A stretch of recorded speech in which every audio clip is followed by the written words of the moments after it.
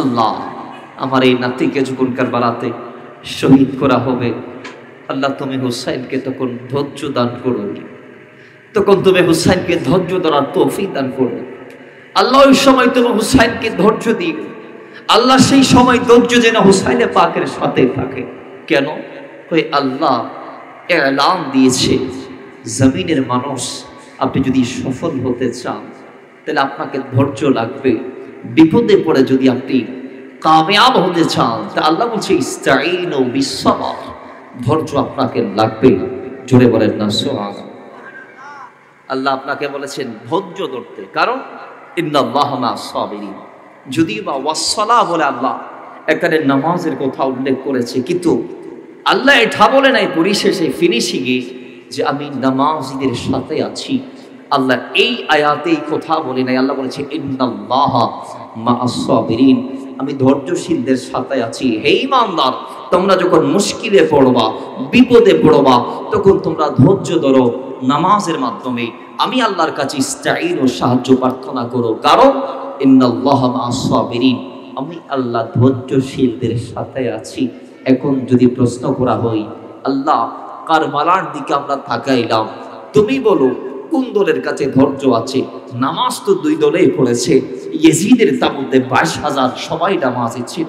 হুসাইনের তাবুতে 72 জন যারা শহীদ হয়েছে। অন্য বর্ণনার মধ্যে 69 জনের কথা আসে, অন্য বর্ণনার মধ্যে 79 জনের কথা আসে, বাকি বর্ণনার মধ্যে 82 জনের কথা আসে। যে এই তাবু আহলে বাইতের তাবু, সেখানে যারা ছিল নামাজ এরাও পড়েছে। ওদিকে বাকি যে তাবু ইয়েজিদের, সেখানে 22,000 সবাই নামাজ পড়েছে। আল্লাহ এখানে তো দুই দলেই নামাজি, তুমি কোন দলের পক্ষে আছো? তো কোরআন উত্তর দিচ্ছে, যদিও বা দুই দল নামাজি ছিল, কিন্তু আল্লাহ পরিশেষে আয়াতের শেষে ফিনিশ করেছে একটি শব্দের মাধ্যমে, ইন্নাল্লাহা মা'আস সাবিরিন। সেই ধৈর্য আল্লাহ যাদের সাথে আছে বলেছে, সেই ধৈর্য ইয়াজিদ এবং তার বাহিনীর কাছে ছিল না, ধৈর্য ছিল হুসাইনে পাকের তাবুর ভিতর। জুড়ে বলেন সুবহানাল্লাহ। সেটা হুসাইনের কুরবানির আগে পরে উভয় অবস্থায়। কিভাবে? একটু বর্ণনা।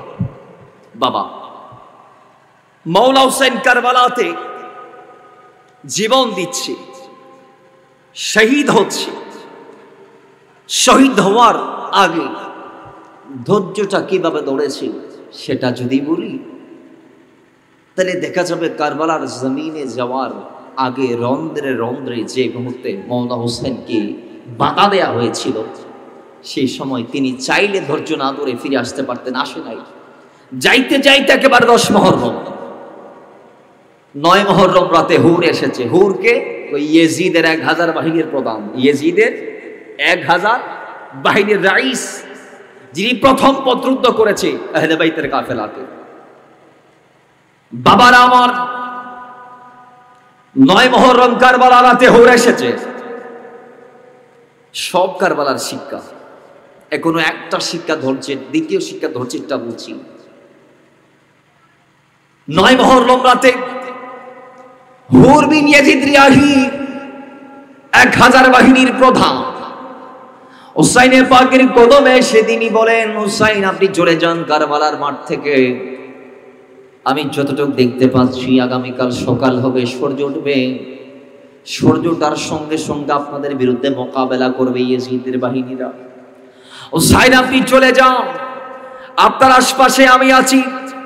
আমার 1000 বাহিনী যারা আমার নিয়ন্ত্রণের আছে, আপনি চলে যান, আমি আপনাকে অনুমতি দিয়ে দিলাম। আমি অন্ধ হয়ে যাব, বধির হয়ে যাব, বোবা হয়ে যাব, দেখার পর মুখ খুলবো না, আমি চোখ বন্ধ করে বসে থাকবো, আমি মুখ খুলবো না, আপনি চলে যান। মাওলা হুসাইন সেদিন রাতে হুরকে বিদায় দেওয়ার পরে আহলে বাইতের তাবুতে ফিরে বাবারা আমার, সেই মাওলা হুসাইন কারবালার মাঠে গেলেন, জীবন দিলেন, কোরবান হয়ে গেলেন, শত শত শিক্ষা আমাদেরকে দিয়ে গেলেন। তন্মধ্যে একটা একটা গুণ আমি বলবো স্বল্প পরিসরে। অমুসলমান, কারবালার মাঠ থেকে যেটা প্রধান শিক্ষা, পুরো কারবালাকে যদি কেউ বলে আপনি 2 বাক্যে শেষ করেন, তাহলে আমরা বলবো কারবালার প্রথম প্রধান শুরু এবং শেষ যে শিক্ষা, সেই শিক্ষাটা হচ্ছে যে জীবন দিতে পারবেন, কখনো ঈমান দেয়া যাবে? কথা বলেন, ঈমান দেয়া যাবে? দুনিয়ার সিস্টেম হচ্ছে মানুষ জীবনকে বাঁচায় সমর্থন দিয়ে, ঠিক কি না? মানুষ হাত দিয়ে জানকে সেভ করে, মানুষ হাত দিয়ে শেরকে সেভ করে, কিন্তু একজন ব্যক্তি আছে যিনি হাতকে বাঁচালেন, জীবনটা কোরবান করে দিলেন। তিনার নাম মাওলা হুসাইন। হুসাইন কিভাবে জানতে চায়? ওই এক বাক্যে, ইয়েজিদের হাতে হাত দিই নাই, কিন্তু জীবন দিয়ে ফেলেছি। জোরে বলেন না। ইয়েজিদের হাতে হাত, কিন্তু জীবন দিয়েছি। একদল বলবে, হুসাইন যদি ইয়েজিদের হাতে হাত না দেয়, তাহলে 3টা প্রস্তাব যে দিয়েছিল, কয়টা? 9 মুহররম কিংবা 8 মুহররম কিংবা 7 মুহররম, 3টা প্রস্তাব যে দিয়েছিল, সে প্রস্তাবগুলা কি ছিল? প্রস্তাবগুলার 1 নং হচ্ছে, মাওলা হুসাইন বলেছে, হে ইয়েজিদের সৈন্যরা শোনো, হুসাইন তোমাদের বিরুদ্ধে অস্ত্র ধরতে আসে নাই, তবে হ্যাঁ, তারপরে যদি তোমাদের আমি হুসাইনকে অপছন্দ হয়, তাহলে একটা কাজ করো, আমি হুসাইন যেই জায়গা থেকে এসেছি আমাকে সেই জায়গাতে পাঠাও, অথবা তোমাদের পছন্দের কোন একটা জায়গাতে আমাকে পাঠাই দাও। একটু জুড়ে বলেন না সুবহানাল্লাহ। প্রস্তাব প্রথমটা ছিল এইভাবে, দ্বিতীয়টা ছিল যে আমি হুসাইন কারবালার মাঠে এসেছি, তোমরা আমাকে তোমাদের শত্রু মনে করছো, তো তোমাদের যিনি প্রতিনিধি আমাকে সরাসরি তার সামনে নিয়ে যাও, আমাকে সরাসরি তার সামনে নিয়ে যাও, আমি তার সাথে সন্ধি করতে চাই। সন্ধির কথা বলেছে, সম্মতির কথা বলে নাই। আমি তাকে সম্মতি দিলাম এই কথা বলে নাই। মাথায় রাখবেন, সন্ধি শুধু মুনাফিক নয়, ইহুদির সাথে করা জায়েজ, বিদর্মীর সাথে করা জায়েজ, নাসারার সাথে করা জায়েজ, যার প্রমাণ দিয়েছে রাহমাতাল লিল আলামিন 6ষ্ঠ হিজরিতে হুদায়বিয়ার প্রান্তরে আল্লাহ নবী কুরাইশ কাফেরদের সাথে সন্ধি করেছেন। কি করেছেন? সন্ধি করেছেন। শর্ত ছিল 10টি। কয়টি? বলে না কয়টি? 10টি। একদিকে মুসলমান আর একদিকে কুরাইশ কাফের, দুইয়ের মাঝখানে সন্ধি হয়েছে। তাহলে সন্ধি বিধর্মীদের সাথে করা জায়েজ আছে না নাই? বলে না জায়েজ আছে না নাই? আছে। সুতরাং মাওলা হুসাইন বলেছে, আমি ইয়াজিদের সাথে সন্ধি করতে চাই, সম্মতির কথা বলে নাই। জোরে বলেন না সুবহান। আল্লাহ আমাদের ইমামের শিক্ষা আমাদেরকে বাস্তবায়ন করার তৌফিক দান করুন। আরো জোরে বলেন। বাবারা আমার, সেই মাওলা হোসেন শিক্ষা দিলেন, জীবন কোরবান করে দিবাম, তারপরও মাথা নত করা যাবে না। জীবন চলে যাবে, নাহকের সাথে পুশ করা যাবে না, পুষে আসাও যাবে না, বসাও যাবে না। অমুসলমান যার প্রমাণ দিয়েছে মাওলা হুসাইন রাদিয়াল্লাহু তাআলা। কারবালার মাঠে মাওলা হুসাইন কিভাবে তাদের সাথে পুশ করে নাই, কিভাবে পুশ করে নাই, শেষ পর্যন্ত দেখেন অবাক হয়ে যাবেন।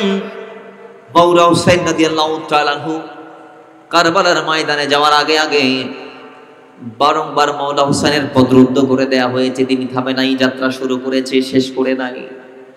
যাইতে যাইতে নিনুয়া সাফা এক এক জায়গার মধ্যে এক একজন এসে বলে, যাবেন না, কুফার মানুষ, বেঈমান। তারপরে তিনি থামে নাই, আরেকটু অগ্রসর হলেন। মাকামে কাবলা নামক জায়গার মধ্যে গিয়ে উম্মে হানি এবং হযরতে মুসলিম ইবনে আকিল এবং তার দুই সন্তান মুহাম্মদ এবং ইব্রাহিম, এদেরকে হত্যার শুভ সংবাদ তিনি পাইলেন। তারপরও তিনি যাত্রা বিরতি দেয় নাই, এতটুক করেছে। সেদিন রাতে তিনি তাবুর লাইট বন্ধ করে দিয়ে বলেন, এই আমার সঙ্গী সাথীরা, তোমরা শোনো, আমি চাই না তোমরা আমার জন্যে জমিন থেকে চলে যাও, এটা আমি চাই না। তোমাদের অন্তরে আমার ভালোবাসা আছে, এটার জাযা শুনে তোমরা আমার পিছন পিছনে এতটুকু পর্যন্ত এসেছো। আমি তোমাদের এই খেদমতে সন্তুষ্ট। যাও তোমরা সবাই চলে যাও। আমি হুসাইন তোমাদেরকে অনুমতি দিয়ে দিলাম, তোমরা চলে যাও, চলে যাও। আমার কোনো দুঃখ নাই, আমার কোনো আপত্তি নাই। তোমরা বাসার মধ্যে ফেরত যাও, তোমাদের পরিবার আছে, পরিবারের কথা চিন্তা করে আমি তোমাদেরকে ছাড় দিয়ে দিলাম। যাও তোমরা বাসায় ফেরত যাও। মাওলা হুসাইন তাদেরকে যাইতে বলেছে, এই কথা বলে নাই চলো আমরা সবাই চলে যাই, এই কথা বলে নাই, বলেছে তোমরা চলে যাও, তোমরা জগই আয় যাইতে জন্য আয়। আর হ্যাঁ, তোমরা যাবে সে ব্যাপারে আমি হুসাইন তোমাদেরকে একেবারে উন্মুক্ত অনুমতি দিলাম। কাল কিয়ামতের মাঠে তোমরা ভাবছো আমার নানা জান রাহমাতাল লিল আলামিন তোমাদেরকে বিচারের কাঠগড়ায় দাঁড় করাবে, তোমরা ভাবছো রাসূল যদি বলে হে আমার উম্মতরা, সেদিন তো হুসাইনের পক্ষ থেকে তোমরা কারবালার দিকে যাত্রা শুরু করেছিলা, মাঝপথে তোমরা বিচ্যুত হলা কেন? মাঝপথে তোমরা বাড়ির দিকে যাত্রা করলা কেন? তোমাদের কি আহলে বাইতের মহব্বতের চেয়ে জানের ভয় বেশি হয়ে গিয়েছিল? এই কথা রাহমাতাল লিল আলামিন বললে আমি আমার নানার প্রশ্নের জবাব দিব, তোমাদেরকে জবাব দিতে হবে না। হুসাইন তোমাদেরকে বলছে তোমরা চলে যাও, চলে যাও, চলে যাও। তাদেরকে যাইতে বলেছে, মাথায় রাখবেন তারাও যায় নাই, মাওলা হুসাইনও যাওয়ার সিদ্ধান্ত নেই। জুড়ে বলেন না সুবহান। কেমন ধৈর্য! যাইতে যেতে আরো সামনে গেলেন, ভয়াবহ কুফায় হযরত হুর বিন ইয়াজিদ 1000 বাহিনী নিয়ে মাওলা হুসাইনের পেছনে আসর জোহর পড়ে মাগরিবের আগে আগে এমন একটি জায়গাতে কাফেলা যাত্রা বিরতি করতে বাধ্য করলেন, যে জায়গার আশপাশে কোনো পানি ছিল না, আশেপাশে কোনো পানি ছিল না। আমরা অনেকে মনে করি কারবালার যুদ্ধ মনে হয় পানির জন্য হয়েছে, নাউজুবিল্লাহি মিন যালিক। আমরা অনেকেই ভাবি কারবালা মনে হয় পানির জন্য না। মাথায় রাখবেন, কারবালা যদি পানির জন্য হতো তাইলে মাওলা হুসাইনের সেই পানি আল্লাহর দরবারে চাইতে দেরি, পাইতে দেরি হতো? হাত উঠাইলে হাত নামার আগে আগে পানি চলে আসতো। কথা বলেন ঠিক কিনা? কারণ তিনি ওই নবীর নামাজা, যেই নবী মসজিদ নববীর মিম্বরে দাঁড়িয়ে খুতবা দিচ্ছে, আর মদিনার মানুষ এসে বলে ইয়া রাসূলুল্লাহ, মদিনাতে বৃষ্টি নাই, অনাবৃষ্টি, খরা, দুর্ভিক্ষ দেখা দিয়েছে, ফসল নষ্ট হয়ে যাচ্ছে। ইয়া রাসূলুল্লাহ বৃষ্টি চাই, বৃষ্টি চাই, দোয়া করুন। তা আল্লাহর নবী হাত উঠালেন, হাত নামার আগে আগে বৃষ্টি শুরু হয়ে গিয়েছে। কই একদিন, দুদিন, 3 দিন, 4 দিন, 5 দিন, 6 দিন, 7 দিন বৃষ্টি শেষ হয় না। 8ম দিনের মাথায় আবার শুক্রবার টু শুক্রবার আবার রাসূলে পাক মসজিদে নববীর মিম্বরে দাঁড়িয়ে খুতবা দিচ্ছে। ওই একই মুসল্লি, ওই একই মদিনাবাসীরা ছাত্রী পানির উপর কদম দিয়ে দিয়ে কোথাও হাঁটু পরিমাণ, কোথাও কোমর পরিমাণ, কোথাও সিনা, কোথাও গোলা, ছাত্রী এরকম কষ্ট করে পানি টানি ডিঙ্গিয়ে রাসূলুল্লাহর কদমে হাজির। লাব্বাইক ইয়া রাসূলুল্লাহ, ওগো দয়াল ভান্ডার নবী, আপনার কদমে একটি আরজি। গত সপ্তাহে দোয়ার জন্য বলেছিলাম, হাত উঠিয়েছিলেন, নামার আগে আগে বৃষ্টি হাজির হয়ে গিয়েছে। আজকে বলবো বৃষ্টিটা চলে যাওয়ার জন্য হাত উঠান। তার রাসূল হাত উঠাতে দেরি, বৃষ্টি বন্ধ হতে দেরি না। জোরে বলেন না সুবহান। মনে হয় বেতাগের মানুষদের ইমান কমজোর, সুবহানাল্লাহ আর যায় তো আসতে। আল্লাহ আমাদেরকে চিৎকার মেরে এই তাসবিহগুলো পাঠ করার তৌফিক দান করুন। আরো জোরে বলেন। বাবারা দেখেন, তিনি তো ওই নবী, হুদায়বিয়ার প্রান্তরে পানি ছিল না, কি ছিল না? ১৫০০ সাহাবী, উযু করার জন্য কোথাও পানি নাই। অনেকের গোসল ফরজ হয়েছে, অনেকের আবার খাওয়ার জন্য পানির দরকার, অনেকে আবার উযু করবে। সবাই এসে রাসূলে পাকের কদমে হাজির। কারণ হচ্ছে রাসূলে পাকের সাহাবীরা প্রত্যেকটা বিপদে আপদে নবীর দ্বারস্থ হতেন। একটু জোরে বলেন না সুবহান। তাদের কাছে আস্থার একটা ঠিকানা হচ্ছে রাহমাতাল লিল আলামিনের কদম মোবারক। বাবারা আমার, সবাই বলে ইয়া রাসূলুল্লাহ পানি নাই। নবী বলে কোথাও নাই। কয় না, ওই আশপাশে একটু তালাশ করো কুতুব আছে কিনা। সাহাবায়ে কেরাম খুঁজতে খুঁজতে খুঁজতে খুঁজতে পায় নাই। এবার তারা চলে আসে, নবীজি কোথাও পানি পাই নাই। নবী বলে মশকগুলা চেক করে, তোমাদের কাছে পানি রাখার যে পাত্র আছে মাশাক, সেগুলো একটু তালাশ করো, দেখো কারো মশকে যদি এক ফুটা পানিও থাকে সেটা আমি নবীর জন্য যথেষ্ট হয়ে যাবে, নিয়ে আসো আমার কাছে। তো একজন সাহাবী তার মশকের মধ্যে একটু পানির ছিটে ফুটা দেখলেন, বাস ওঠানি নবীর কদমে গেলেন। নবীজি রাহমাতান লিল আলামিন মশকের ভিতর হাত প্রবেশ করিয়ে বের করতে দেরি, আল্লাহর কসম রাহমাতান লিল আলামিনের পাঁচ আঙ্গুল মোবারক থেকে zamzam বের হতে দেরি না। জুড়ে বলেন না সুবহান।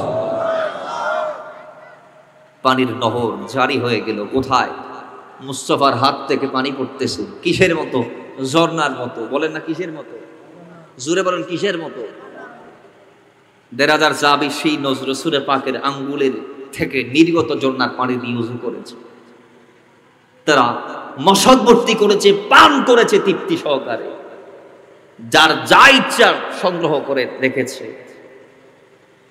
তো যেই নবীর হাত থেকে পানি বের হয়, সেই নবীর নওয়াসা কি পানির জন্য জীবন দিবে? ভাই বলেন না পানির জন্য জীবন দিবে? আরে ইনি ওই মৌলা হুসাইন, ইনি ওই মৌলা হাসানের ভাই। যখন বিদ্রোহীরা হযরত ওসমান রাদিয়াল্লাহু তাআলা খাবার পানি বন্ধ করে দিয়েছিল, তখন মৌলা ওসমানের গড়ে পানি নিয়ে যারা গিয়েছিল বিদ্রোহীদেরকে সাইড করে, তাদের নাম হাসান ও হুসাইন। একটু জোরে বলেন না সুবহানাল্লাহ। সেই মৌলা হোসেন পানির জন্য জীবন দেই নাই।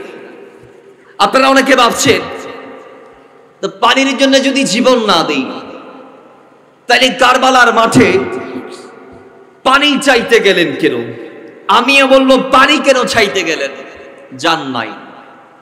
ওই আমরা মীর মোশাররফ হোসেনের বাংলা বই পড়েছি, বিষাদ সিন্ধু। বিশ্বাস সিন্ধু ভরি আর কত সুন্দর আর দেশের আলেমল ওয়াজ করে কত হাইরে এক ফোঁটা পানির লাই সম্ভব না। এটা এ যুদ্ধ হক বাতিলের যুদ্ধ, মাঝখানে পানি এখানে আনার দরকার। বলেন না আনার দরকার? বাবার আমার অবাক হয়ে যাবেন কারবালার সেই মাঠে আহলে বাইতের তাবুর ভিতরে সেদিন দুলনা বানানো হয়েছে। তারা যে কয়দিন মুহররমুল হারামের যে কোঠা দিন কারবালার মাঠে তারা অবস্থান করেছিল, সেই সময় ইমাম আলী আসগর যাকে মাসুমে কারবালা বলা হয়, ওই হযরতে 6 মাসের বেটা ইমাম আলী আসগরের জন্য দোলনা বানানো হয়েছে। কেন? কয় হযরত ইমাম আলী আসগরকে কখনো মাওলা হোসেন কুলে নিয়েছে, কখনো মাওলা হোসেনের স্ত্রী কুলে নিয়েছে, কখনো বোন জাইনাব কুলে নিয়েছে, কখনো উম্মে রবাব কুলে নিয়েছে, এভাবে কখনো কখনো বোন সাকিনা কুলে নিয়েছে। যার যা ইচ্ছা কুলে নেওয়ার পরে সবাই যখন ক্লান্ত, দিন শেষে দোলনা বানিয়ে এরকম 4টি কুটি গেড়ে দিয়ে সেখানে একটা রুমাল বেঁধে দিয়ে এর উপরে হযরত ইমাম আলী আসগরকে রেখেছে। এখন প্রশ্ন করেন না, কারবালার মাঠ থাকতে মাঠের উপর হযরত ইমাম আলী আসগরকে না রেখে কারবালাতে দোলনা বানার দরকার কি? ও ইমামের পরিবার আমরা জানতে চাই। তো ইমামের পরিবার উত্তর দিতে হবে না, ইমান আমাদেরকে উত্তর দিচ্ছে যে ইনি তো ওই হযরত ইমাম হুসাইনের সন্তান, যেই মাওলা হুসাইনের নানা, যেই মাওলা হুসাইনের নানা হযরত ইসমাইল জবিহুল্লাহর কদমের বাড়ির ওসিলায় আল্লাহ zamzamকে মাটির ভিতর থেকে বের করে দিয়েছিল। জোরে বলেন সুবহানাল্লাহ। হযরত ইসমাইল নবী আব্বাজান ইব্রাহিম যখন তাকে ফেলে আসতেন কোথায়? মক্কা শরীফের পাশে, যে আম্মাজান হাজেরা পানি পাচ্ছেন না, সেবত অবস্থায় পানির জন্য ছুটাছুটি করতে লাগলেন, সন্তানের দিকে পানির জন্য কাতরায়। উনিও পানি না খাইতে খাইতে দুধ শুকিয়ে গেছে, দুধ নাই। তো এদিকে মা একবার সাফা পর্বতে উঠে আরেকবার মারওয়া পর্বতের দিকে দৌড়ায়, একবার মারওয়া আর একবার সাফা, একবার সাফা আর একবার মারওয়া। দৌড়াতে দৌড়াতে 7 বার চক্কর দিলেন। কথা বলেন কয়বার? আরো আসতে কয়বার? জোরে জোরে কয়বার? 7 চক্কর। শেষ হতে না হতে ইসমাইল নবীর কদম, তিনি তখন কান্না করছেন, তখন তার পায়ের গোড়ালি, ছোট্ট পায়ের গোড়ালি, মাসুম বাচ্চা সদ্যজাত জমিনে আগমন করেছে মাত্র, তার পায়ের গোড়ালি জমিনে আঘাত মারতে মারতে মারতে মারতে আল্লাহ তার পায়ের নিচ থেকে জামজামের ফোয়ারা বের করে দিয়েছে। জোরে বলেন। তো তার নাতি যদি জমিনে ওই রকম পানির জন্য কাতরায়, তিনি যদি কদম মারে, তাহলে আল্লাহ তার কদমের নিচ থেকে পানি বের করে দিতে পারে কি পারে না? বাজান আরো আসতে বলেন, পারে কি পারে না? আরো আসতে পারে কি পারে না? ওনার নাতি গরিব নওয়াজ যদি পুরো আয়না সাগরের পানিকে বদনার ভিতর ঢুকাইতে পারে, তাহলে গরিব নওয়াজের নাড়ার ক্ষমতা আছে না নাই? বলেন না, আছে না নাই? আল্লাহ আমাদেরকে বোঝার তৌফিক দান করুন। তো মূলত এই যুদ্ধ পানির জন্য যুদ্ধ না। সেদিন কারবালার মাঠে জিনার আসছে মওলা হুসেনের কদমে। জিনরা এসে বলে, হুজুর আপনি অনুমতি দেন। আপনি কি দেন? বলে না, বললেন আপনি কি দেন? অনুমতি দেন। হুসাইন রাদিয়াল্লাহু তাআলা, আপনি অনুমতি দেন। আপনি অনুমতি দিলে আমি এদেরকে শেষ করে দিব আমরা জিনেরা। মওলা হুসেন বলে, আমি শেষ করার জন্য আসি নাই, শেষ হতে এসেছি। আমি তাদেরকে মারতে আসি নাই, প্রতিরোধ করতে এসেছি। এই জন্য গিয়েছিল নানা জানকে বাচপান ছোট্ট অবস্থায় যে ওয়াদা দিয়েছে সেই ওয়াদা রক্ষার জন্য। জোরে বলেন সুবহান। কিভাবে? বাবার আমার রাহমাতাল লিল আলামিন, মদিনা ওয়ালা নবী মাওলা হুসাইন থেকে ওয়াদা নিয়েছেন এবং তার জন্য দোয়া করেছেন। কিভাবে? ওই আল্লাহর নবী রাহমাতাল লিল আলামিন মাওলা হুসাইন পাকের যেই মাত্র শরণাপন্ন হতেন, অথবা হুসাইন যখন তার সামনাসামনি হতেন, তার জন্য আল্লাহর নবী স্পেশাল দোয়া করতেন, আল্লাহ আমার এই নাতিকে যখন কারবালাতে শহীদ করা হবে, আল্লাহ তুমি হুসাইনকে তখন ধৈর্য দান করো, তখন তুমি হুসাইনকে ধৈর্য ধরার তৌফিক দান করো। আল্লাহ ওই সময় তুমি হুসাইনকে ধৈর্য দিও। আল্লাহ সেই সময় ধৈর্য যেন হুসাইনে পাকের সাথে থাকে। কেন?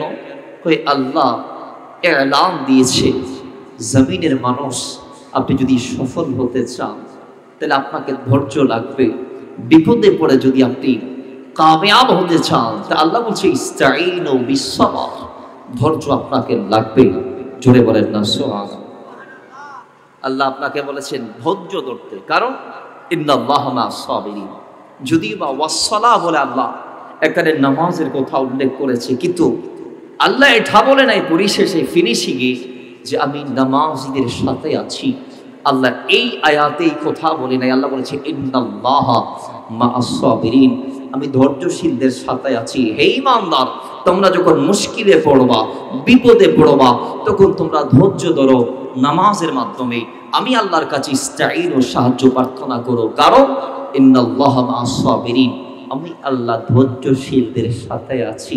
এখন যদি প্রশ্ন করা হয়, আল্লাহ কারবালার দিকে আমরা তাকাইলাম, তুমি বলো কোন দলের কাছে ধৈর্য আছে? নামাজ তো দুই দলেই পড়েছে। ইয়েজিদের তাবুতে 22,000 সবাই নামাজি ছিল। হুসাইনের তাবুতে 72 জন যারা শহীদ হয়েছে। অন্য বর্ণনার মধ্যে 69 জনের কথা আসে, অন্য বর্ণনার মধ্যে 79 জনের কথা আসে, বাকি বর্ণনার মধ্যে 82 জনের কথা আসে। যে এই তাবু আহলে বাইতের তাবু, সেখানে যারা ছিল নামাজ এরাও পড়েছে। ওদিকে বাকি যে তাবু ইয়েজিদের, সেখানে 22,000 সবাই নামাজ পড়েছে। আল্লাহ এখানে তো দুই দলের নামাজি, তুমি কোন দলের পক্ষে আছো? তো কোরআন উত্তর দিচ্ছে, যদিও বা দুই দল নামাজি ছিল, কিন্তু আল্লাহ পরিশেষে আয়াতের শেষে ফিনিশ করেছে একটি শব্দের মাধ্যমে, ইন্নাল্লাহা মা'আস সাবিরিন। সেই ধৈর্য আল্লাহ যাদের সাথে আছে বলেছে, সেই ধৈর্য ইয়াজিদ এবং তার বাহিনীর কাছে ছিল না, ধৈর্য ছিল হুসাইনে পাকের তাবুর ভিতর। জুড়ে বলেন সুবহানাল্লাহ। সেটা হুসাইনের কুরবানির আগে পরে উভয় অবস্থায়। কিভাবে? একটু বর্ণনা। বাবা মাওলা হুসাইন কারবালাতে জীবন দিচ্ছে, শহীদ হচ্ছে। শহীদ হওয়ার আগে ধৈর্যটা কিভাবে ধরেছিল সেটা যদি বলি, তাহলে দেখা যাবে কারবালার জমিনে যাওয়ার আগে রন্ধ্রে রন্ধ্রে যে মুহূর্তে মওলানা হোসেনকে বাধা দেয়া হয়েছিল, সেই সময় তিনি চাইলে ধৈর্য না ধরে ফিরে আসতে পারতেন, আসে নাই। যাইতে যাইতে একেবারে 10 মুহররম, 9 মুহররম রাতে হুর এসেছে। হুরকে ওই ইয়েজিদের 1000 বাহিনীর প্রধান, ইয়েজিদের 1000 বাহিনীর রাইস, যিনি প্রথম পথরুদ্ধ করেছে আহলে বাইতের কাফেলাকে। বাবার আমার 9 মুহররম কারবালা রাতে হুর এসেছে।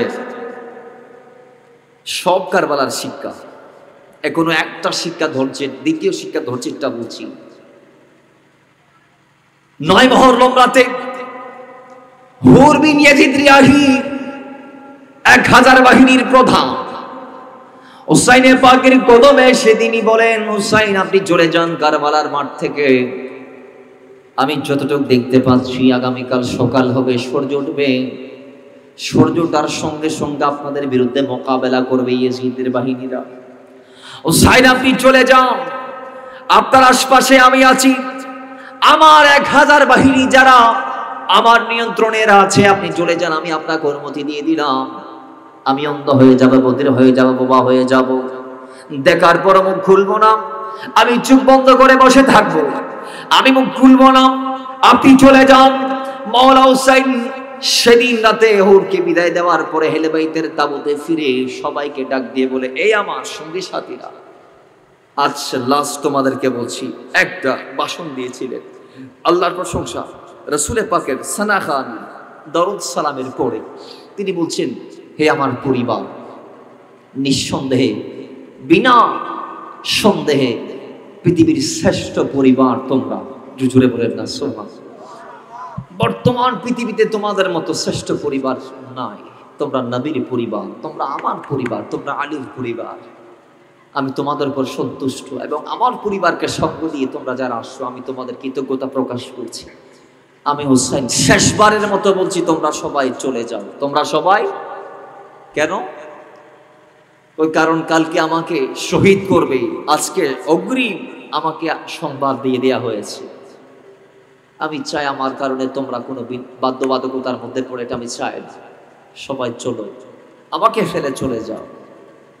তিনি বলছে, আমি জানি তোমরা আমার সামনে দিয়ে যাওতে পারবে না, আমার সামনে দিয়ে যাইতে পারবে না। লাইট জ্বললে লাইট অফ করে দেব, লাইট অফ করলে চুপটি মেরে তিনি বসে আসেন। অনেকক্ষণ অতিবাহিত হলো, অনেকক্ষণ পরে লাইট দিলেন, দেখা যায় ওই যারা ছিল সবাই আছে, একজনও যায় নাই, বরং যাওয়ার পরিবর্তে তাদের ভিতর আরো ঈমানের জোশ আর হোশ চলে আসছে। একটু জোরে বলেন না সুবহানাল্লাহ। তারা বলছে, আমরা জীবন দিব, তারপর আপনার কদম ছেড়ে কোথাও যাব না। সেদিন আহলে বাইতের সদস্যরা এবং বাকি অন্যান্যরা হুসাইনের পাককে ছেড়ে কোথাও যায় না। শিক্ষা আমাদেরকে দিচ্ছে, মুসিবত তোমাদের উপরও আসবে আমার নবীর উম্মতরা। এইভাবে সত্যকে ছেড়ে কোথাও যাবে না, বলে না, কোথাও সত্যকে ছেড়ে কোথাও যাবে না। সত্যের সাথে যদি থাকেন, মৃত্যু হলেও এতে আপনার কল্যাণ, শহীদ হবে, বাঁচলে গাজী হবে, তারপর হকের সাথে থাকতে হবে, কারণ আপনি মুসলমান, আপনি মুসলমান। আর যদি বলেন আমার ইমানের চেয়ে জানের হেফাজত করা দরকার, ইমান দরকার আমার নাই, তাহলে আমি বলবো আল্লাহ কোরআনে আপনাকে মুমিন বলে সাব্যস্ত করে দেয়। আল্লাহ আপনার ব্যাপারে আত্মীকে বলে দিয়েছে, ওয়ালা তুসাল্লি আলা আহাদিন মিনহুম মাতা আবাদান ওয়ালা তাকুম আলা কবরি, যে তোমরা যখন কোনো মুনাফিক মারা যাবে তার জানাজাতে শরীক হবা না, তার কবরও জিয়ারত করবা না, আপনার ব্যাপারে ফয়সালা হয়ে গিয়েছে অনেক আগে। আর যদি বলেন আমি যুদ্ধের ময়দান ছাড়তে রাজি না, যুদ্ধের ময়দান থেকে তো মুনাফিকরা চলে যায়, আমরা ঈমানদাররা সত্যকে সিনাতে লালন করে জমিন থেকে বিদায় নিব, প্রয়োজনে শহীদ হয়ে যাব। আল্লাহ আপনার ব্যাপারে বলেছে, ওয়ালা তাকুলু লিমান ইউকতালু ফি সাবিলিল্লাহি আমওয়াত বাল আহয়া। আল্লাহ আপনাকে জীবন দান করেছে মৃত্যুর পর একটা, সেই জীবনটা আপনি যদি লাভ করতে চান তাহলে শাহাদাতের সোদা আপনাকে পার করতে হবে। হ্যাঁ, আজকে তো আমরা একটু হলে শহীদ বলে দিচ্ছি, একটু হলে শহীদ বলে দিচ্ছি। এটা ওই যেই সেই শহীদ না, এটা ওই শহীদের কথা আল্লাহ বলেছে যারা সত্যের জন্যে ফি সাবিলিল্লাহতে আপসহীন করতে এলান দেওয়ার পরে সত্য সহকারে জমিন থেকে চলে যায়, যারা সত্যের জন্য ইন্তেকাল করে, আল্লাহ শহীদ তাদেরকে বলেছেন। জোরে বলেন সুবহানাল্লাহ। আল্লাহ আমাদেরকে বোঝার তৌফিক দান করুন। আরো জোরে বলেন। বাবারা আমার, ওই আহলে বাইতের তাবুর ভিতরে সবাই এক বাক্যে এক শব্দে কারা যে আমরা যাব না, জীবন যাবে। কালকে সকাল আপনি যাবেন আগে? না, হতে পারে না। আগে আমরা যাব কারবালার মাঠে, আগে আমাদেরকে করতে হবে, পরে আপনার কি করা হবে। আমরা থাকতে আপনার গায়ে একটা আঘাত আসতে দিব না। বাস্তব সে ভালো ধৈর্য কেমন ছিল। কয় হুর এসেছে, হুর আসার আগে এখনো হুর ইয়েজিদের তাবুতে, এখনো হুর ইয়েজিদের তাবুতে 1000 বাহিনীর প্রধান। হঠাৎ হুরের গায়ে কম্পন শুরু হয়ে গিয়েছে, হুর কাঁপতেছে। কিরে হুর? কুফার একজন বয়োজ্যেষ্ঠ ব্যক্তি, বৃদ্ধ ব্যক্তি বলছে, হুর তুমি কাঁপাচ্ছ কেন? হুর, আমি জীবনে দেখি নাই তুমি এরকম কাঁপাকাঁপি করতে, এরকম ভয় পাইতে আমি দেখি নাই। তোমার এত ভয় কোত্থেকে এসেছে? বাবার আমার হুর ডাক দিয়ে বলে, আমি দেখতে পাচ্ছি একদিকে জান্নাত আর একদিকে জাহান্নাম। যদিও আমি ইয়াজিদের চাকরি করেছি, ইয়াজিদের থেকে বেতন নিয়েছি, আমি আজকে দেখতে পাচ্ছি জান্নাত হুসাইনের তাবুতে, জাহান্নাম ইয়াজিদের শিবিরে। আমি আজকে জান্নাতটাকে হাতছাড়া করতে চাই না। একদিকে আমার মালিক ইয়াজিদ আমাকে ডাক দিয়ে বলে, আয় হুর, মস্তরটা নিয়ে নে, জীবনটা আমি ইয়াজিদের জন্য বরাদ্দ কর, জাহান্নামটা খরিদ কর, আয় জাহান্নামে চলে আয়। আর অন্যদিকে হুসাইন আমাকে ডাক দিয়েছে যে হুর, যদি বা তুমি ইয়াজিদের চাকরি করেছো, ইয়াজিদের পয়সা নিয়েছো, কিন্তু এখন সময় এসেছে আমার পক্ষে আসার। জোরে বলেন হুর, তুমি তো মুসলমান, তোমার অন্তরে আমার নানার মহব্বত আছে। রাসূলুল্লাহ হাদিসে মুবারকার মধ্যে বলেছেন, আল্লামা ইমাম ফখরুদ্দিন রাজি তাফসীরে কাবিরের মধ্যে কুল্লা সালাকুম আলাইহি আজরান ইল্লাল মাওয়াদ্দাতা ফিল কুরবা আয়াতের ব্যাখ্যায় বলেছেন, আহলে বাইতকে যে ভালোবাসা আমাদের জন্য ওয়াজিব। এই আয়াতের ব্যাখ্যায় ইমাম রাজি লিখেছেন, মাম্মা তাআলা হুব্বা আলী মুহাম্মাদিন সাল্লাল্লাহু তাআলা আলাইহি ওয়াসাল্লাম মাতা শাহীদান, মাতা মুমিনান, মাতা তায়েবান। এইভাবে অসংখ্য বর্ণনা তিনি দিয়েছে। তিনি ডাক দিয়ে বলে, যার অন্তরে আহলে বাইতের মহব্বত আছে, যার অন্তরে নবীর পরিবারের ভালোবাসা আছে, সে দুনিয়ার থেকে জান্নাতি হয়ে যাবে। সে দুনিয়ার থেকে কি হয়ে যাবে? জান্নাতি হয়ে যাবে। তার জন্য আল্লাহ যাওয়ার আগে আগে সব পাকার সাফ করে রাখবেন একদম।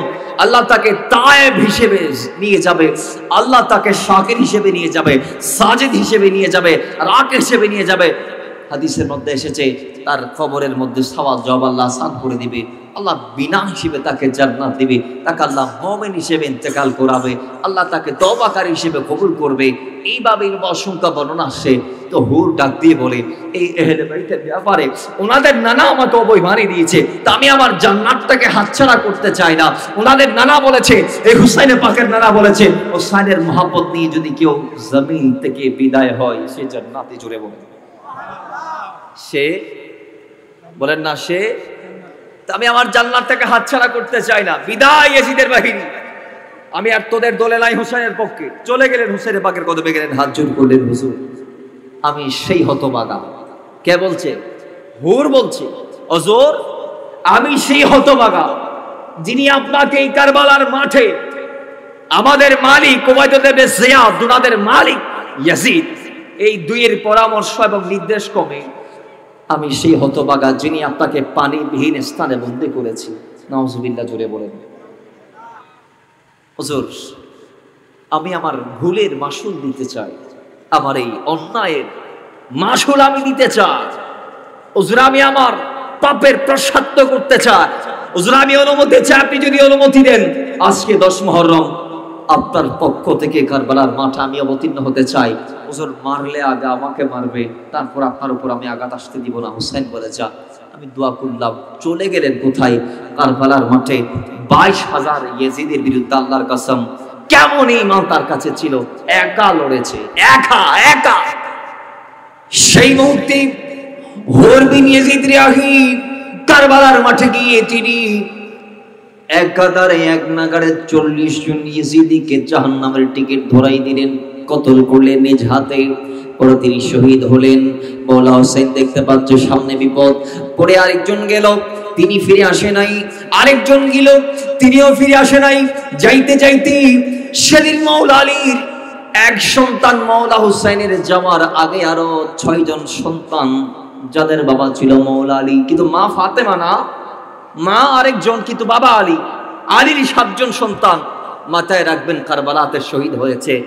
যদিও বা আমাদের অনেকের জানা নাই, হযরতে মুহাম্মদ ইবনে আলী, জাফর ইবনে আলী, আবু তালিব ইবনে আলী, আব্দুল্লাহ ইবনে আলী, ওসমান ইবনে আলী, আবু বকর ইবনে আলী, 6 জন সন্তান মওলা আলীর। মওলা হুসাইন ছাড়া এই 6 জন সন্তান কারবালাতে মওলা হুসাইনের জন্য জীবন দিয়েছে। দেখতে পাচ্ছে মওলা হুসাইনের ভাইয়েরা যেই যাচ্ছে ফেরত আসছে না, যেই যাচ্ছে ফেরত আসছে না। এখানে আবার অনেকে বলতে পারে হুজুর আমরা তো জানি মওলা আলীর একজন সন্তান কারবালাতে শহীদ হয়েছে যার নাম হুসাইন। না না, একজন নয়, 7 জন। কয়জন? হতাহন হজন। একজন নয়, কয়জন? 7 জন। যাদের মোবাইল আছে তারা গুগলে গিয়ে যদি সার্চ করেন কারবালার শহীদদের তালিকা, তাহলে 72 জনের লিস্টে 1 থেকে 7 নম্বর পর্যন্ত সবাই ইবনে আলী, ইবনে আলী, ইবনে আলী, ইবনে আলী, হুসাইন ইবনে আলী, আব্দুল্লাহ ইবনে আলী, জাফর ইবনে আলী, আবু তালিব ইবনে আলী, মুহাম্মদ ইবনে আলী, আবু বকর ইবনে আলী, ওসমান ইবনে আলী, সবাই ইবনে আলী আসবে 1 থেকে 7 নং। বোঝা গেল সবাই মওলা আলীর সন্তান। এটা খুতবায়ে মুহাররমের মধ্যে নোট করা হয়েছে। একটু জোরে বলেন না সুবহানাল্লাহ। যে যাচ্ছে ফেরত আসছে না। মওলা হুসাইন সেই সময়ও চাইলে আপুসে যেতে পারতেন। আপুস করেছে? বলেন না, বলেন না, আপুস করেছে না। যাইতে যাইতে যাইতে যাইতে সবাই শেষ। নিজের 6 মাসের বেটা, 18 বছরের বেটা শেষ। মওলা হাসানের ছেলে 2 জন শহীদ হয়ে গিয়েছে, শেষ। এখন মওলা হুসাইন আছে আর ইমাম জাইনুল আবেদিন। ইমাম হাসানের আরেকজন সন্তান ছিলেন। আসুন, এরপর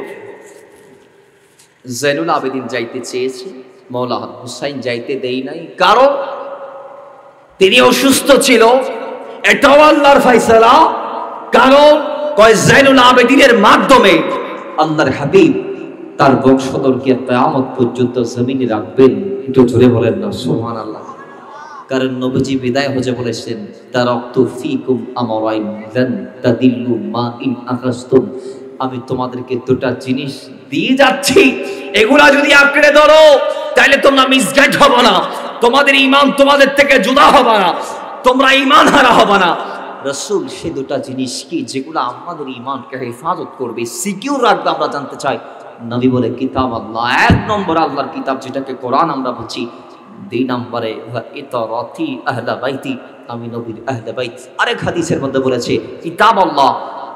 1 নং হচ্ছে আল্লাহর কিতাব যেটা কোরআন, আরেকটা হচ্ছে আমি নবীর সুন্নাত।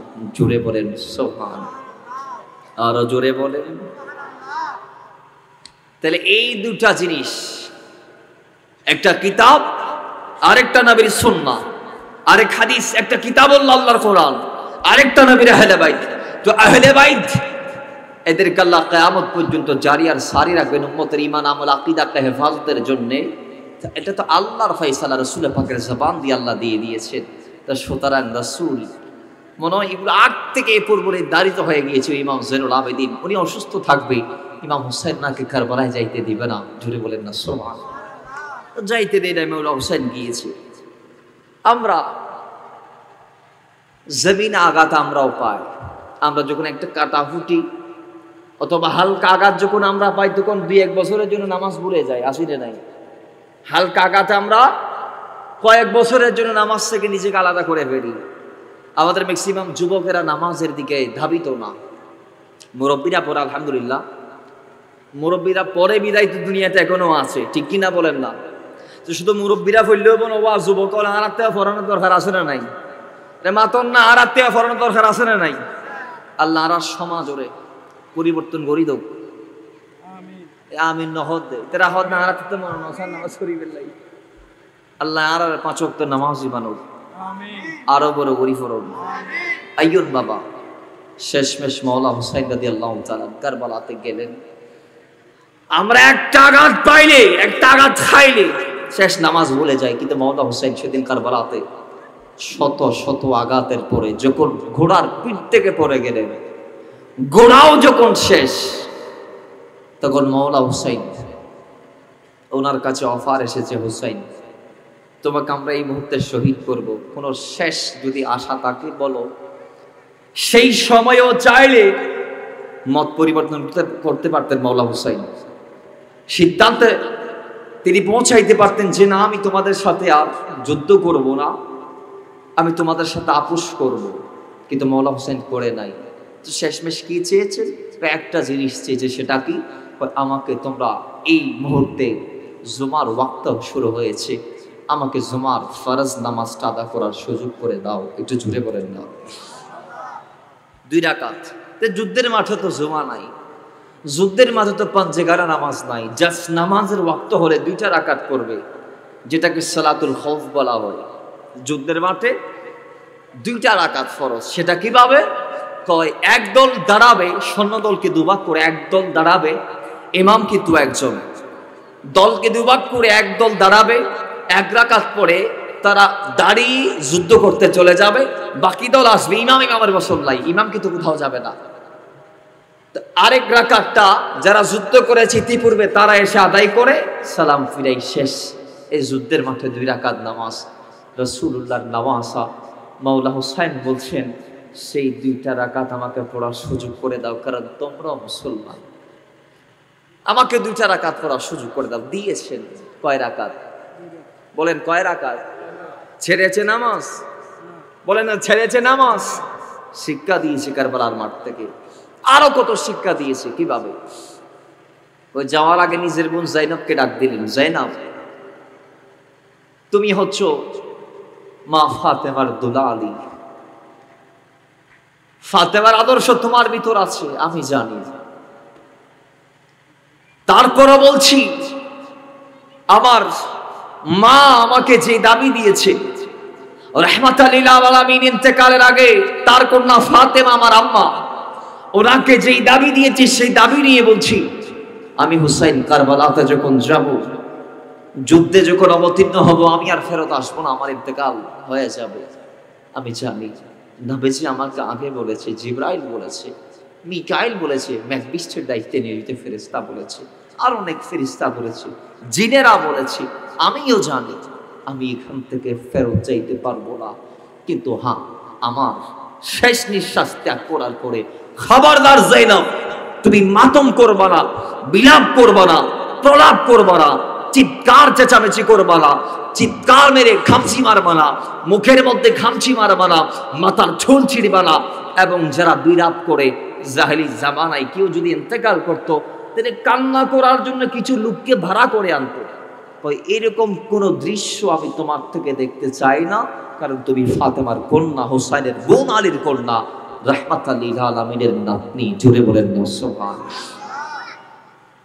নিষেধ করেছেন এবং পর্দা নিয়ে তুমি তোমার তাবুর ভেতর থাকবা। বাবারা, বায়ের শিক্ষা কিভাবে পালন করেছে জানেন? আজকে তো আমরা আমাদের মারা এই কথাগুলা শুনছি, আমি আস্তে আস্তে বলছি বোঝার জন্য।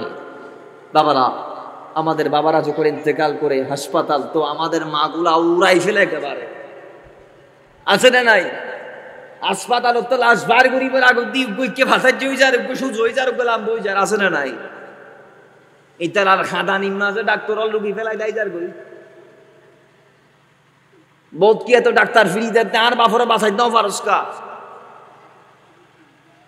তখন আজরাইলে যাওন আর বাবর ফর আমি খরণ করিবার দায়িত্ব আগত তুল ফলাইগি, এই আজরাইলের এখন আটকাইব। ঠিক নেবে ঠিক? এটা মাতন না, ঠিক নেবে ঠিক? আজরাইলের যেহেতু খোদাই এই দায়িত্ব কান্দের হন না, আর আর যান খরণ করি কেন দিল লম্বা বাকেয়া। প্রথমে এসে জিবরাইল মানুষ বানাই বেল্লা আল্লাহ মেডিল বেল্লাই প্রথমে জিব্রাইলের জমিনে ফাটাই জিব্রাইল এসে হাত দিলেন মাটিতে, মাটি কান্না করে। আল্লাহর গোলাম জিব্রাইল বলে মাটি কাঁদো কেন? তুমি আমার থেকে আমারে আলাদা করবা, আমি কষ্ট পাবো। জিব্রাইল বলে আমি পারি নাই, চলে গেলাম মালিকের দরবারে, গিয়ে বলি মালিক পারি নাই। কেন পারস নাই? আল্লাহ মাটি তো কান্না করতেছে। মাটি বলে না, মাটি কান্না করতেছে, পারি নাই। মিকাইল তুই যা। আসলো, মাটি কান্না দেখে সেও পারে নাই, চলে গেল। আল্লাহ বলে তুইও পারস নাই। পরিশেষে ইসরাফিল আসছেন, এসে তিনিও পারে নাই। মাটির মায়া কান্না দেখে তিনি বিমোহিত হয়ে গিয়েছে, নিজেকে সম্বরণ করতে পারে নাই, বাস তিনিও চলে গিয়েছে। আল্লাহ বলে আজরাইল এবার তুই যা। আজরাইল আসলেন, মাটির দিকে যখন তিনি ধেয়ে আসছে, মাটির চিৎকার চেঁচামেচি শুরু করে দিয়েছে। মাটির মায়া কান্না জিব্রাইল সেদিন দেখে নাই, আর আজরাইল সেদিন দেখে নাই। আজরাইল বলে মাটির মায়া কান্না দেখার টাইম আজরাইলের নাই। আজরাইল দেখে মওলার নির্দেশের দিকে জুড়ে বলেন না সুবহানাল্লাহ। আল্লাহ বলে আজরাইল তুমি যেহেতু এটা পেরেছো, এই মাটির আদম এদের জান হরণ করার দায়িত্ব আমি তুমি আজরাইলকে দিলাম। সুবহানাল্লাহ পড়েন, আরো জোরে বলেন। বাস আজরাইল বলে ওখানে আয় দেয় তিতারারে মারি ফেলাইও, এতে রাতে আর ফাইলে বাঁধিয়ে দিব। ঠিক নেবে ঠিক। আচ্ছা আজরাইলের যদি আমরা দিতেন কি অবস্থা করতেন? পুলিশ হলো আমরা সেই অবস্থা করছেন। হায় হায় হায়। এবার আজরাইল বলে আল্লাহ তারা তো আমারে গালাগালি করবে, গালমন্দ করবে, আমার দিকে আঙ্গুল উঠাবে, দোষ আমার দিকে বর্তাবে, তোমার নির্দেশ এটা মানবে না। বলবে আজরাইল আর বাপরে মারি ফেলাই দে। তার মনে হয় আজরাইল যদি আয়ের এন্ডিল্লা ঘুরি ফরানো যাইলই, পুরো পৃথিবীর যত কারাগার আছে, যত থানা আছে, শুধু আজরাইলের নামে মামলা হইতো দে। ঠিক নেবে ঠিক? আরে মাতন না, ঠিক নেবে ঠিক? দুনিয়ার মারার পিছবে কিনা আজরাইল না হয়তো মাতন নবা, দুনিয়ার মারার মামলা বের হনা হয়তো দে। আল্লাহ হদ্দা আজরাইল আয় তোমার মারার মামলা রাখা পাই, তুই চিন্তা না করছু। এনেকান প্রসেসে বান্দারা আইলো এই নো মানুষ হেনতে কালার ফরক অবধি বেড়ে আজরাইলে ন মারে ইবি এই ওই মারা গিয়ে দে, অমুকই মারা গিয়ে, এগিয়ে মারা গিয়ে, অমুক অসুখই মারা গিয়ে, প্লাটিলেট হমি মারা গিয়ে, ব্লাড হমি মারা গিয়ে, ডায়াবেটিস বাড়ি গিয়ে, পাতলা ফাইকানোই মারা গিয়ে, ডায়রি মারা গিয়ে, বমি করতে করতে মারা গিয়ে, অথবা হার্ট অ্যাটাক হই, অথবা স্ট্রোক বুঝি, অথবা ইত্যাদি ইত্যাদি হার্ট ব্লক গিয়ে, অথবা অনেক ওয়ে আয় আল্লাহ তারা সামনে রিপ্রেজেন্ট করে দিও। যার দরুনি তারা তুমি আজরাইলের দোষারোপ নগরী বইতেরা হবে আর বাপ অমুক কারণে মারা গিয়ে বড় গরি ফরম। এই দায়িত্ব আজরাইল পাইলেন। বাবা ও মুসলমান, আজরাইল জান নিয়ে চলে যাবে, এটা পূর্ব নির্ধারিত একটা বিষয়। কিন্তু মারা যাওয়ার পরে আমাদের সমাজে যেটা হয়, আমাদের মারা যেভাবে করে, এটা কি ইসলাম সমর্থন দিয়েছে? বলেন না, বলেন না। নারীদের আওয়াজ পর্যন্ত সতর, নারীদের বলেন না, বলেন না, নারীদের। আর আমরা বর্তমান সময়ে যেটা দেখছি, এক গরম মাজা ফোয়া সার কোথায় বাইয়ে বাইয়ে মারামারি আসেন নাই। বাম মরণের পর মনে হতে করত তাহে জিবেলে মাত বল নোয়াসিল ইতারে গরত ফুসত নদাই তুই বাইরে, তুই আর বাফর মরা মুখ নসাবি, আর বাফ হই তুরে মুখ মরা মুখ না দেখে ফেললে, অথচ বাফে না হয় ইবা হওয়ার দেয় আগত তুই আসে না নাই। চিৎকার মেরে মেরে কান্না করে, বিলাপ করে, এগুলা ঠিক না। নারীদের আওয়াজ এটাও সতর, নারীদের আওয়াজ বলে না, বলে নারীদের আওয়াজ এটাও সতর। যদিও বা কোনো অন্ধ ব্যক্তির সামনেও নারীরা যায়, তারপরও তাকে পর্দার সাথে সাথে তার আওয়াজটাও তাকে গোপন রাখতে হবে।